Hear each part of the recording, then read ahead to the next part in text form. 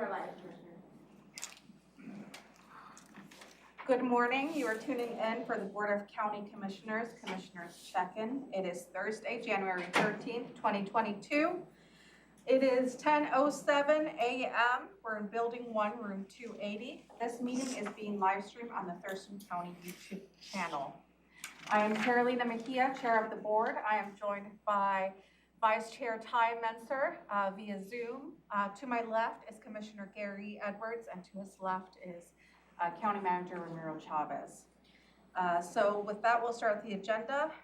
Item number 1, unless you have something else you need to go over first, Ramiro? No? Okay, with that, the Comprehensive Plan Amendment, CPA 16, Long-Term Agriculture Follow-Up. And I see Maya. Thank you, Commissioner. Just some initial conversations. You've had a couple of briefings related to this particular item. One in December 1st, 2021, and it was a follow-up briefing. The staff recommended to you a couple of options. It was option one. This is related to the agricultural, what we call the CPA 16, related to the long-term agriculture designation. And the long-term agricultural designation was option number 1, to go with just the map, and maybe look at the data expanded the zoning that doesn't open the criteria itself. And the other option the staff provided was for the board to consider going and open up all the criteria, and that will, I think staff provided you with some indication as to the level of effort between the two options. During this conversation, also the board requested somewhere in the middle. Meaning, is there a possibility to open a specific criteria for you to consider, so staff can start working on this item? That's how we left it. We had a follow-up conversations. I believe Commissioner Edwards wants to have a little more time related to this conversation. We have this item on Tuesday, although we run out of time. That's what I brought this item for your consideration this morning. The staff is going to walk you through perhaps the 3 options. The option number 1, option number 2, the hybrid between the two, and that is option number 3 in your packet. And at this point, I would like to probably ask the board if he feels comfortable to give the direction on the next steps. On the next steps is just to start working on the direction of the board, whatever direction that is. Okay. I'll go ahead and give it to Commissioner, unless staff has something else to add. No? Okay. Commissioner Edwards. I just want to, trying to remember back, we cover quite a few topics on these meetings. So I see that on option 1 was kind of minimal. Option 2 was the one that was going to open up a can of worms, was it, and everything, and take forever. And so now is option 3 the newer mid-process that we didn't we kind of decide that might be the better way to go? That was probably the leading indication that I had, particularly from the board, but obviously the board has to provide direction. Sure. Okay. And at this point, option number 3, they have a specific criteria. We don't have that specific criteria, but the staff, if that's the direction the board wants to go, will bring some options later on as to what a specific criteria you would like to open. Am I on track on that, Josh, Maya? Yes. Commissioner Menser? Yeah, I already voted, and I think Commissioner Edwards wanted more time. I want to open predominant parcel size, the block contiguous, and the restriction on urban LTA land, as well as the soils. Those 4 are the 4 I'm interested in, because that's what community groups have told me are the most impactful in terms of preserving our agricultural land and making it more resilient, our long-term agricultural lands inventory. Commissioner, so that's where I'm at. That's within the option number 3, correct? Yep. Thank you. And didn't we have a recommendation from the Planning Commission as this thing was moving forward What did they have to say about this whole thing, do you recall? It hasn't gone to the planning commission yet, because this is, depending how the board would like to move forward, then they're gonna start working on that process, that eventually will go to the planning commission, review the process, and then come back with recommendations for you. And we'd had quite a bit of input from the public to the planning commission, I believe, wasn't there, earlier on? Didn't the planning commission have, some hearing in which they had, that was one of their bigger, comments of interest was the ag activity? I don't remember exactly. I can provide a little bit of history related to the agriculture. There's two elements on that, how they, as part of the overall update of the comp plan, it was an element related to agriculture. Is that related to this? Yes, you're remembering that correctly, Commissioner Edwards. The Planning Commission during the comprehensive plan update received a significant amount of comment from the public about taking a deeper look at agriculture and agricultural policies. It was not specifically on these three options, but it was just a general push from the public to take a deeper look at the policies in general. So we have received comment throughout this project.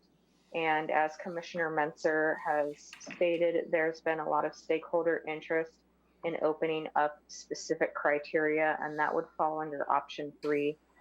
We did list in your packet the specific criteria that the public has stated they're interested in throughout this docket item review so far. And that's on page 5. It's page 4 of 9 behind the first page agenda. And as County Manager stated, after we receive a direction from the board on the scope of this, there will be a lot more public review. It will go through review of the Planning Commission, and there will be more opportunity for the public and the Planning Commission to review these items and make a recommendation.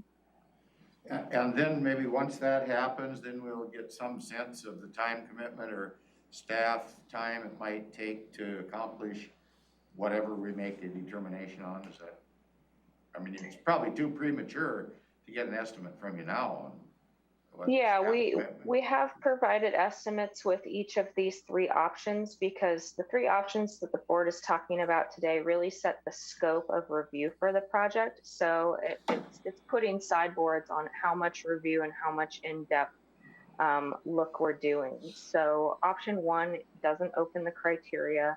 That's the shortest level of review and staff work that would go into it. I believe we're estimating that we could possibly get that done by the end of 2022, but more than likely into 2023.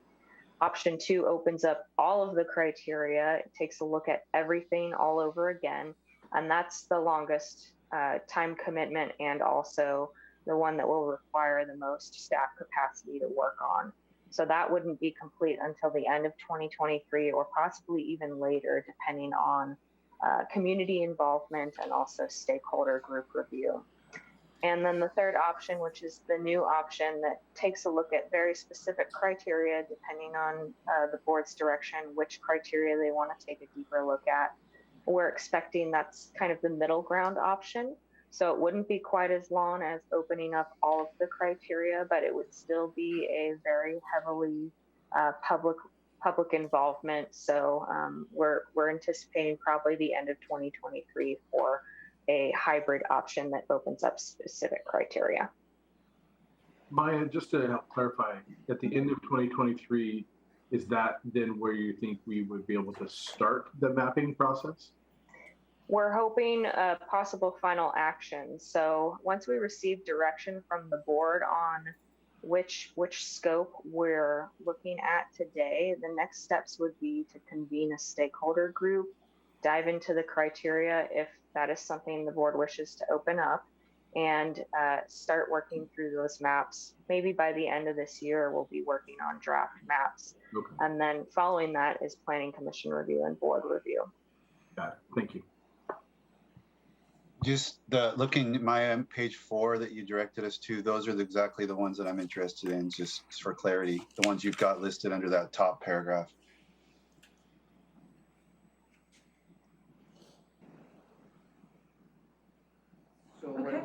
here, perhaps the board is interested in moving forward, provide direction to staff, proceeding with option number 3. I'm with option 3. I think I voted for that last time as well, so. Commissioner Edwards? Yeah. And Commissioner Messer, you already voted, so, option 3, guys, and good luck, keep us posted.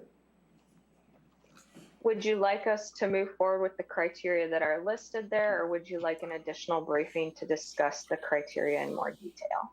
I tend to I think believe that it's the criteria Yeah. listed on what you have is probably what, the board would like to pursue. Great, thank you. Thank you. Thank you, Commissioners. Okay, thank you, staff. Okay, next item, reports. Ramiro, do you have any other update that needs to come before our reports? Okay, reports on external boards and commissions. So we'll go ahead and start with Commissioner Edwards.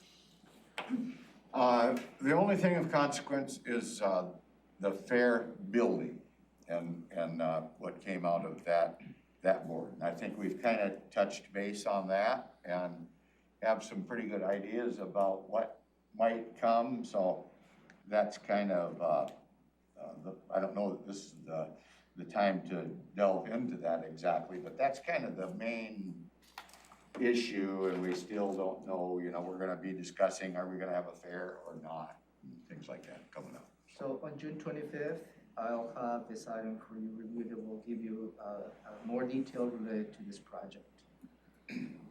So in terms of, Did you say June? oh, sorry, January 25th. Oh, boy, you almost gave me a heart attack. Okay, good, thank you, thank Hope you. Start with a J. So Yeah, okay, good, thank you very much. January 25th. Okay, Thank good. you. I almost fell out of my chair and broke my Me neck. too. After I just. I had a question for, Go ahead, Commissioner Menson. just a question for Commissioner Edwards. What is the, what is the deadline of sorts that the Fair Board thinks it needs to, in terms of making a decision about the event, having a live fair, or what kind of fair, or what's the timeline on that decision making? We didn't get into that end product yet, because there's so many, as far as the date, because there's so many optional things that may or may not happen, all the way Right. from non-motorized rides for a carnival type activity. Yeah. And different organizations may be hosting a swing ride or something like that, to the standard carnival activity. But those folks are scheduled in different areas, and they don't know exactly what they're doing yet. So it's all up in the air. We just plain don't know yet, And then, even then, how do you know? You have the Omicron now, and, do we have something 2 months from now that throws a wrench in it? We just don't have a date certain yet. But it's coming, I Yeah. believe. They'll Okay. come up with a drop dead date. But they have to, I was thinking about, in terms of planning other events that I've been involved in, it's like, okay, if we don't get going by, May 15th, we can't do it. Is there a date like that you guys work Yeah, against? but I believe it'll be sooner than May. Okay. If we come up with that final date. Because places like carnival businesses and stuff like that, they're scheduled way out. Right. And Okay. A lot of the Thank you. vendor list is dependent too. Yeah, I heard weird stuff about how a lot of these vendors and stuff, they only will do it if they have a certain minimum number of events. So they'll agree to your event, but if other events get canceled or don't get scheduled, then they'll call you up and go, well, we're not coming because we needed 5 events to make it profitable and there's only 2 or whatever. So Right. really tricky. Yeah, I'll bring back that information as to when is the timeline Okay. for the board to make a decision, go or no go. So I'll bring that back to the board in the next few days. Okay. Commissioner Menser. I would just report on one thing, and it's kind of preliminary because I have a meeting at 12:30, but I reviewed the materials and the board might be interested. kind of relates to what David Trout was talking about with the I-5. So if you take everything that you guys know is happening with the I-5 and the Nisqually River and put that in miniature, it's happening with the lower Satsop River and the Chehalis. So we've been working for a couple of years. That river had a big oxbow, and it did, I think it's called a vulsion, where it just cuts across the oxbow, and that makes it deeper and faster. And then there's all this really agricultural land and a road and some infrastructure on the other side. And it's been eating away at that. So we've had these projects, we've gotten some funding, we've created some flood authority funding for some scoping, and we added some engineered log jacks, they're called, and stuff. Well, so anyway, that was all, I've been working on that for a couple of years. Well, this new storm event just completely, like, I mean, I've seen the aerial photo, in reviewing for my 12:30 meeting, I've looked at the aerial photos and some of the drone video and stuff. I mean, it's like, it's completely submerged all the work we've been doing. It's eaten away like 60 feet more of the land. Anyway, it's just really interesting. And I mean, in terms of the power of nature and a river and water. And so we have an emergency meeting at 12:30 to decide how we can try to shore this up and kind of retool our plan and maybe get some funding to do it, to try to save this. Again, it's a private landowner, so it's kind of prime agricultural land. That's one thing. There's a road involved, and there's like a water well or a little bit of like regional infrastructure that's at issue. And then this river now is going so fast, and it's cutting so hard that they're afraid it's going to actually completely cut the corner, which would essentially like cut a big chunk of this property owner's, ag land, just cut it out or sever it, I should say.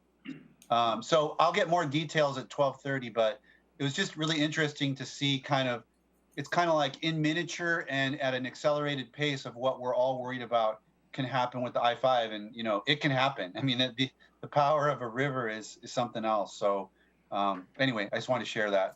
Can I, go ahead, No, go go ahead. ahead. No, go ahead. I just want to follow up on Commissioner Mentzer's comments. I brought this up at one of our other commissioner get-togethers here, having to do with, I don't want to sound like I'm being critical of Tacoma Power, because they're doing a pretty good job right now on staying ahead of the problem. But we had talked about possibly writing a letter, because that same thing that Commissioner Mentzer's talking about on the Chehalis, that could happen overnight. And I see the tribe brought it up as an issue this morning. And we don't want that to happen. They have projections, but we don't want to have that misstep. And like in 2007, I think we had quite a blowout. 96, we had quite a blowout. And as a general rule, those happen because Tacoma Power keeps the level of the water a little too high on anticipation. Well, maybe we won't get quite as much rain as they're saying, or as they think. And then they're forced to make these big releases. And they're doing that on a financial plan, is what they're thinking about on making power. So anyway, I had asked if we couldn't send a letter, a joint letter, rather than me sending them a letter. We did send a letter from the board. Yeah, but I'm just wanting, because the tribe So you want to send another letter? well, I think we need to just talk about it. We Okay, need to okay, get got with it. the tribe, see what would fit, because we're talking about a partnership kind of a thing. So I think now would be an excellent time. I mean, they're bringing that up. We have this problem down on the Chehalis. Just kind of a reminder, we would hope that this wouldn't be expedited by a miscalibration or something. I don't want to point fingers and cause trouble, but The result of, my 2 cents. yeah, I think the result of that letter, although we didn't get a response from Tacoma Power yeah. directly, I think it created the window for open coordination. And Kurt, as a result, and his team has been in constant communication since, Yes. which I think the result of that is really on this major rain event. I was so concerned that we're gonna have flooding on the Nisqually Basin. You weren't more concerned than I was. We didn't, because I think that coordination. Yes, happened, Is, right? so, I think it's something to highlight the possibility. And maybe that letter could be a thank you for So I can prepare any letter that you want, the board wants me to. doing well. I'm just saying, I mean, I don't wanna ruffle feathers, cause problems, but I am concerned. And if we do have that blowout, just like that oxbow thing that Ty mentioned, and that cuts under there, and then that gets under that one pillar, because that whole thing has been diked all the way up, and that's mainly what the big problem is. There's no other place for that water to go. Maybe So, just, maybe a thank you letter, and maybe even, but talk to the tribe and see what their feeling is. maybe just thinking out loud, we are requesting the legislature to allocate money Yes. to continue with the design of this project. Yeah. Would you think, waiting until how that materializes during the legislative process, and that will be a catalyst to ask Tacoma Power to contribute financially, to be a partner financially on this? Suggestion. I don't know if that's as likely. I don't know. No, the likelihood they will participate, but at least that will be a good opportunity for Yeah, I mean, it's highlighting. never hurts to ask, talk about it, whatever. I know the tribe feels that Tacoma Power's been a pretty good partner with them. And That's what I so wanna- it's a balance That's in gonna make there, sure you that know. we, So, anyway, I just mentioned it because we've got a river on both sides, on the north side and the south side that could be detrimental to us. And actually, both of those flood areas cut through I-5, so. Commissioner Menzer, I have some questions, and like, what road is this, where this bridge is at? So the road I'm talking about is a little road. It's not a major highway. We're talking about the lower Satsop. It's on the eastern side of Grace Harbor County. So it's coming in. If I was in the boardroom, I'd go to the whiteboard and do a Ramiro there. But basically, you have the Chehalis River. If you think of the Chehalis Rivers flowing westward, from the east to the west, and then Satsop's coming down from the north, connecting to the Chehalis from the north. And the lower piece is just the lower little stretch right before it dumps into the Chehalis River. The lower chunk of the Satsop has just been very volatile. And there's a little road running down, and there's some agricultural land on the west of that river. There's a road right along the river. I don't remember the name of the road to answer your question, but we're talking about, that gives you a sense of where we're at. We're in the eastern part of Grace Harbor County, just north of the Chehalis River. Okay, so more to come, I guess, after your 12:30 meeting on that issue. There's major updates. I think hear that it on Tuesday for sure. Yeah, I think the plan is to redirect some monies that we have in order to basically back up a little bit and put in a different kind of structure to shore up the soil and basically to kind of back support against in order to just, that's what I saw in the plans. We're going to discuss it at noon, but that's what I think is coming. And they do a really good job of, there's a lot of projects going on, so they're able to say, okay, well, this project is moving more slowly, so we can, kind of shift money between the different projects and get them all done. They do a good job of finding ways to meet these types of emergencies within our existing financial means. Okay, well, it's quite unfortunate, right? It's really interesting, I think just with the conversation we've had on I-5 and hear that it's also happening down south. In terms of the letter for Commissioner Edwards, I wouldn't be opposed to sending a letter to Tacoma Power just saying thank you and we look forward to continue working with you. You know, just, I am, you know, and I'm also, it would be great to ask them to contribute financially later on in the future. So I'm open to that. For me, I don't really have much to report on. I did the transportation policy board yesterday, and Graham Sackerson was honored. This last year was his last year in the transportation policy board, but very sad to see him go. He brings a lot of wisdom. And then former Mayor Pete Komet has decided that he wants to continue volunteering on that board. So, you know, just as a citizen, and so it's very exciting, right, to continue having that wisdom that he brings.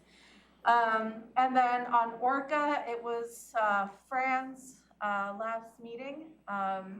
So we had the new executive director, Jeff Johnston there, who's ready to take on the reins.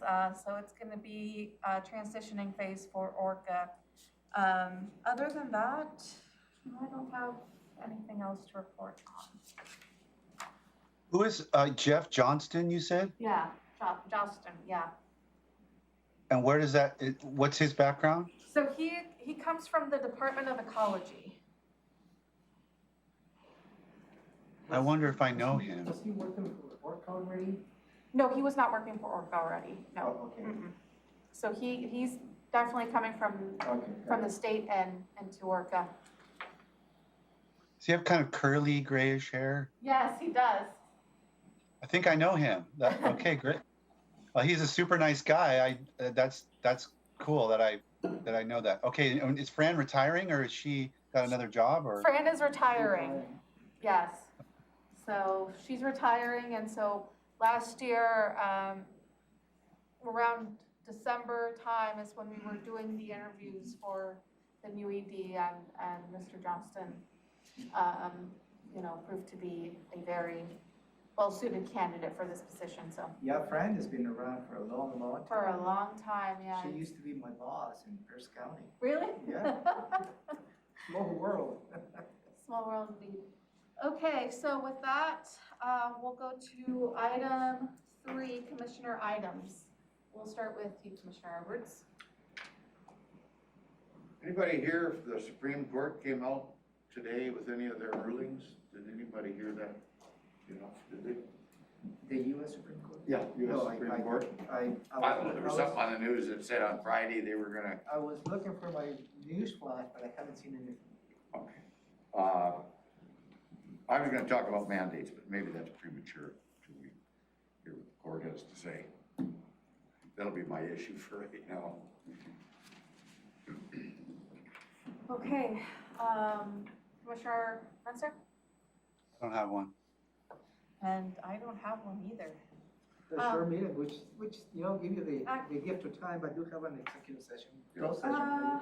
I actually, can you give us an update Yep, whatever you like. on the homeless on the Deschutes Parkway and Ensign Road, Yeah, and how you're meeting? so as you know, the city of Olympia, swept another section of Ensign Road yesterday. And the approach was, my understanding, this is just my understanding, they wanted to purchase some of the RVs. And I don't know if they actually materialized that transaction, but the result of that is I ended up on 13 individuals. They were housed at the Super 8 in Lacey. That created a lot of anxiety, I believe, by City of Lacey officials. And also, it created a little bit of a concern to me because the plan that we presented to you on Tuesday did not include additional individuals. So it created a concern to me in terms of how much more it's gonna cost, whether we're gonna be effective in implementing the plan that we presented to you. So this morning, we had a conversation with both city managers. There's Scott Spence as well as Jay Gurney.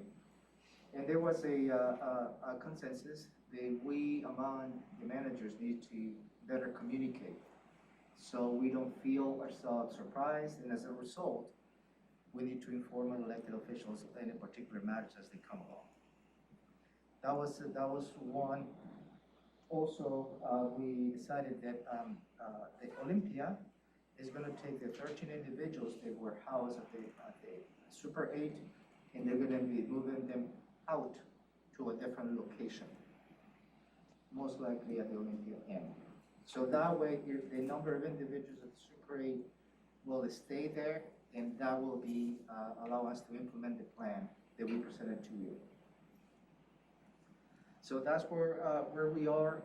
I reached out to Keely. I informed her that this is the strategy that we're going to be taking, and she understands, and I believe that is at least for now mitigate some of the concerns that City of Lacey officials had. So that's how we decided this morning. So that's what I'd like to report to you. Any questions? Commissioner Edwards? How did the RV purchase program turn out? So I think I think the majority have already agreed to that. I don't think the transactions has occurred. What has happened is the City of Olympia towed some of those RVs to their property that is located on Carpenter and Martin Way. So they're temporarily housed there until they can finalize the transaction and can dispose of those RVs. So, and the reason as to why those 13 individuals who were occupying those RVs put in a hotel is because those RVs, they were moved to their property.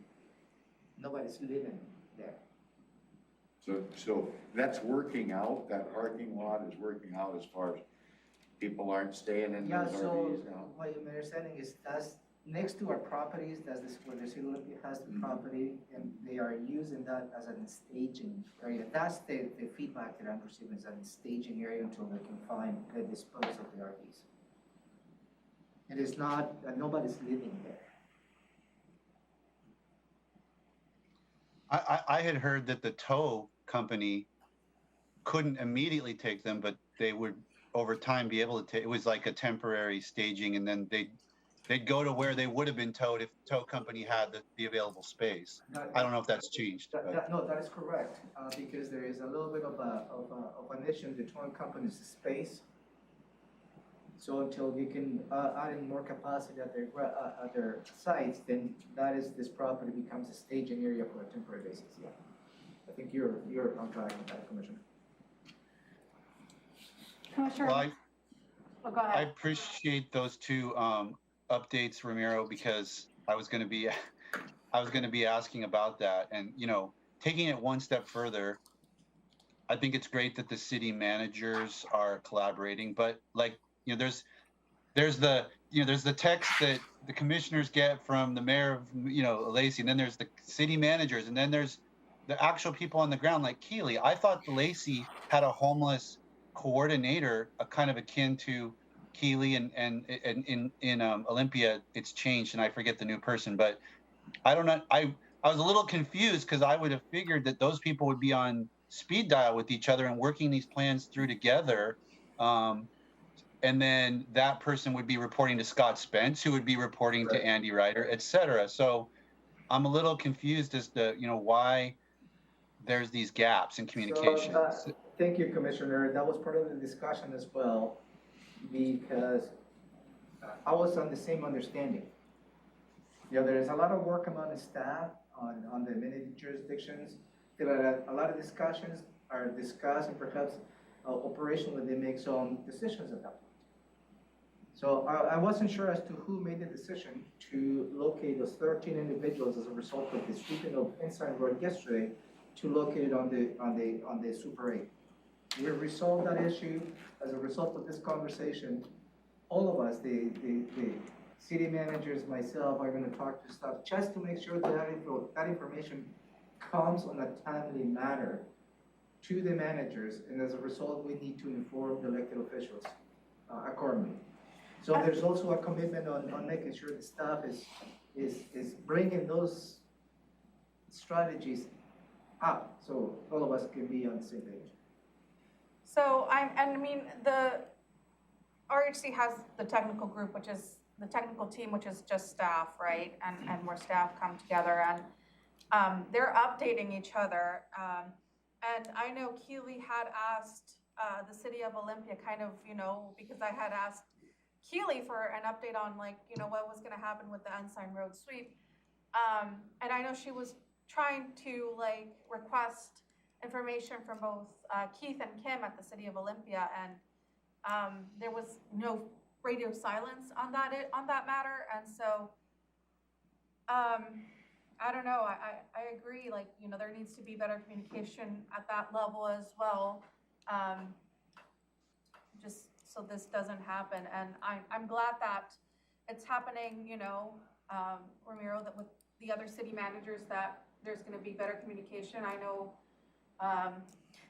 like Commissioner Menser said, it's the text messages and the calls and that come afterwards and I mean, things happen so fast in this realm. This is why, and for Commissioner Mejia's benefit, I insisted on the homeless strategies update on Tuesday mornings, is because I asked that we do that, because I wasn't even, things were happening in like I wasn't even getting on a week to week basis. I would get asked by the citizens, why did Thurston County or Olympia just do this? And I didn't even know it had happened. So even just the commissioners trying to keep up week to week has been a challenge over the last 3 years. And meanwhile, things are happening. I had a text from Lacey officials on Tuesday afternoon, and I had just learned about our plan Tuesday morning. I'm not blaming anyone, but it's an area where things are moving really fast. And so it's not the commissioners and council members can't be we're not the boots on the ground. I'm lucky if I'm up to date on a Tuesday by Tuesday sometimes. Obviously, if there's emergencies, we get updated. But in terms of just things that are happening, it's a fast moving area. And so that's why we have to make sure that we create the conduits of the pathways of communication, so that the information gets to who it needs to get to at the most appropriate and quickest available time. And yeah, as far as those other 13, if you remember, I was very clear in asking Keely at the Tuesday morning presentation on this plan, what about the Deschutes, what about the Ensign Road, and she was very clear, this plan and this grant, and Ramiro, you said you were worried about it increasing the cost, shouldn't be increasing the cost, because what we were presented with was to deal with the Deschutes camp sweep. We did, and I was very clear. Is this folding into somehow what's going on with the upper Ensign? No, Keely said. Olympia is handling that separately. Yeah, and that was my reaction yesterday. And that was my concern yesterday, and we addressed that this morning. Yeah, I appreciate it. My concern at that point was, we as staff presented a plan to the board supported, and all of a sudden that plan is gonna evolve into something bigger that we'll not be able to implement it. So that was my biggest concern. So I think we developed a couple of steps with the city managers this morning. They're gonna be relocating those 13 individuals in the next 48, 72 hours if they find a different option. And the city of Olympia is gonna be paying for the hotels for the next 2 weeks. I'm just gonna leave it there. That's separate completely from the plan that we're gonna be approaching. Yeah, which Okay. is the Deschutes. That was the Deschutes suite. Go ahead, Commissioner Edwards. How does the hospital feel things are going? So I can probably channel executive And I think they probably seen a sign of relief. They were doing something. So something, it is getting better for their Yeah, overall so operation. because they, first of all, on the first sweep, opened up the access to the emergency room, that was the critical aspect. And that work on the other sweep I believe it's a welcome news.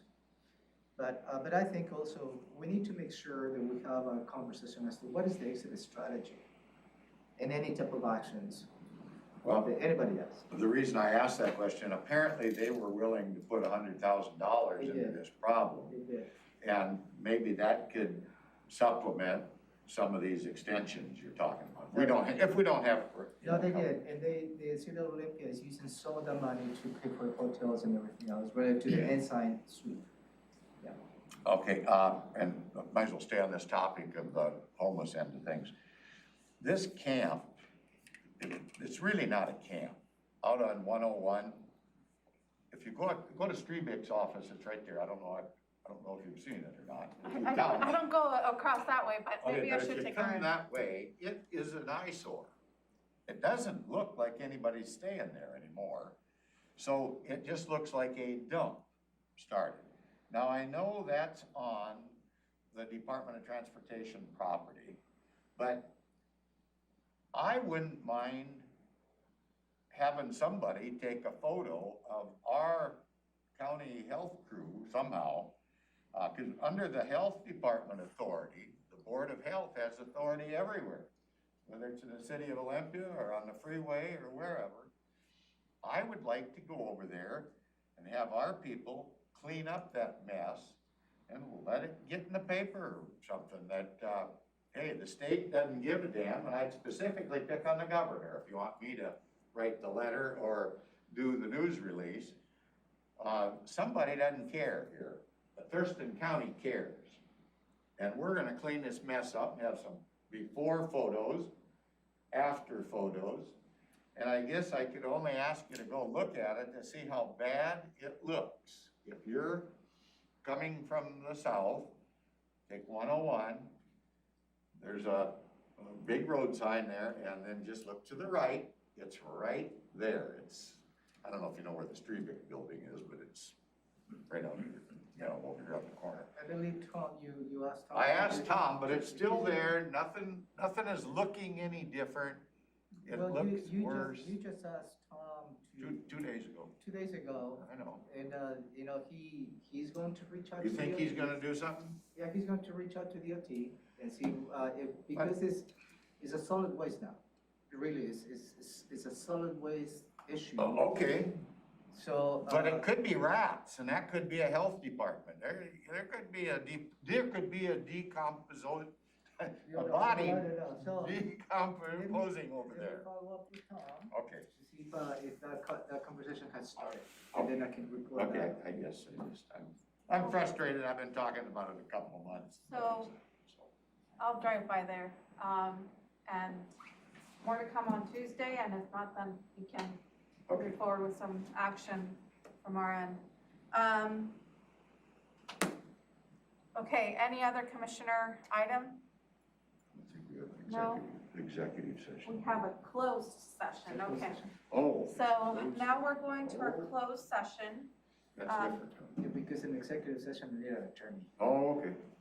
Okay, so for our closed session, for RCW 42.30.1101C, to consider the minimum price at which real estate will be offered for sale or lease when public knowledge regarding such consideration would cause a likelihood of a decreased price. Building availability. Commissioners' action may follow. How long? We'll be, remember how much? 30 minutes. We'll be gone for 30 minutes. Do we have to stay in for 30 minutes when we say it's gonna be